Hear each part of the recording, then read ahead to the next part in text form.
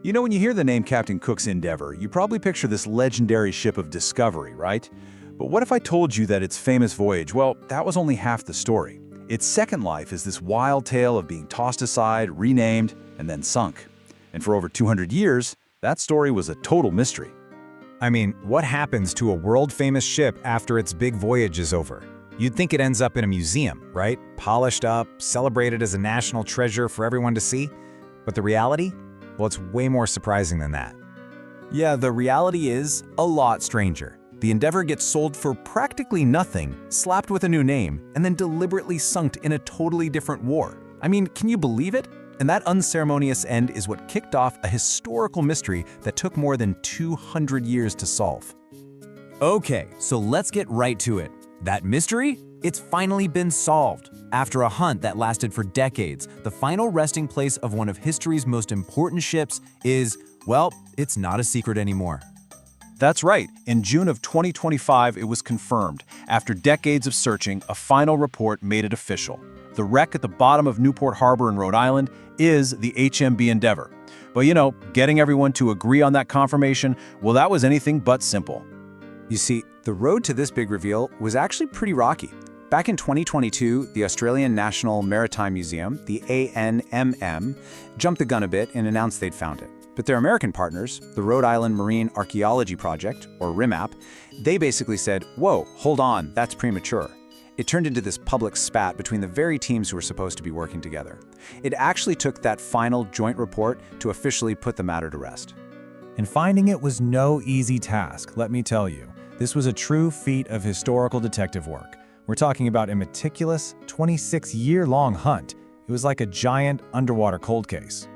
The official search kicked off way back in 1999. I mean, think about that for a second. It took almost 20 years of just digging through old archives and using sensors before divers could even start to narrow down the search area.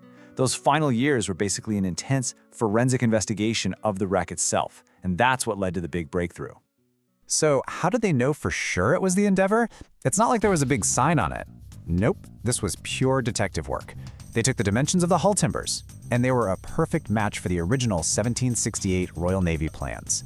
Things like the bilge pump well, exactly where the old surveys said it should be. They even found a specific, really distinctive scarf joint connecting the keel and the stem post, a feature that was kind of like the ship's fingerprint. It was this slow, careful buildup of clues that finally cracked the case. But all of this brings up a huge question, right? How in the world did a famous Pacific explorer end up deliberately sunk in an American harbor? To figure that out, we have to dive into the ship's forgotten second life. So let's just do a quick recap of why this ship is so famous to begin with. The Endeavour wasn't some sleek, fast warship. It was actually a refitted coal ship, a real workhorse. And it was chosen because it was so tough and sturdy. From 1768 to 1771, this is the ship that carried Lieutenant James Cook on one of the most incredible voyages in history, charting New Zealand and the east coast of Australia. You'd think a ship with a resume like that would be celebrated, right? Put on a pedestal? Nope. After that incredible journey, the Endeavour sailed back to England and was pretty much immediately forgotten. See, for the Royal Navy back then, ships were just tools, they weren't monuments.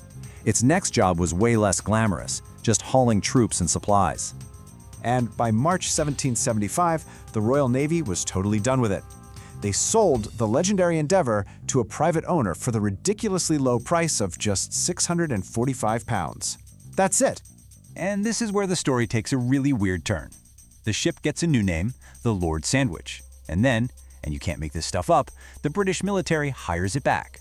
Its new job? Shipping German mercenaries to America to fight in the Revolutionary War. Yeah, the glamorous days of scientific discovery were definitely over. So the ship's final chapter wasn't about exploring new worlds. It was all about strategic sacrifice. Its end was planned, it was functional, and it was totally unceremonious. Think about that. In just 10 years, this ship goes from a celebrated vessel of global discovery to, well, a disposable piece of military equipment. And on August 4th, 1778, its journey came to a very sudden end at the bottom of Newport Harbor. And the reason why was purely tactical. The British were defending Newport, Rhode Island from an approaching French fleet that was allied with the Americans. So to block the harbor and keep the French ships out, the British deliberately sunk 13 of their own transport vessels to create a kind of underwater wall. And the Lord Sandwich was one of them. That was that. The ship was never salvaged. Its incredible history was forgotten. Its new name just faded into obscurity. For more than 200 years, the final resting place of the great HMB Endeavour was nothing more than a little footnote in a history book, just waiting for someone to come along and piece its story back together. But here's the thing, finding this wreck doesn't just solve an old historical mystery. It actually reignites a really passionate and complicated debate about what the Endeavour even represents today. Because this ship's legacy is, to put it mildly, deeply divided.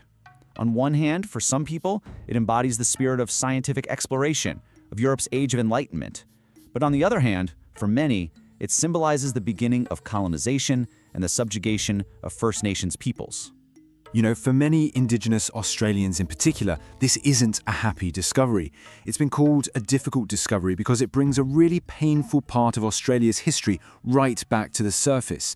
And just goes to show you, this ship is so much more than a pile of old wood. It's an incredibly powerful and contested symbol. And what's physically left of that symbol is unbelievably fragile. I mean, after almost 250 years underwater, getting eaten by shipworms and worn down by the currents, only about 15% of the original ship is even left. So the physical hunt for the Endeavour might be over, but the conversation about what it all means, that's really just getting started. This discovery forces all of us to ask a pretty tough question. Now that this legendary ship is found, who gets to write the final chapter of its story?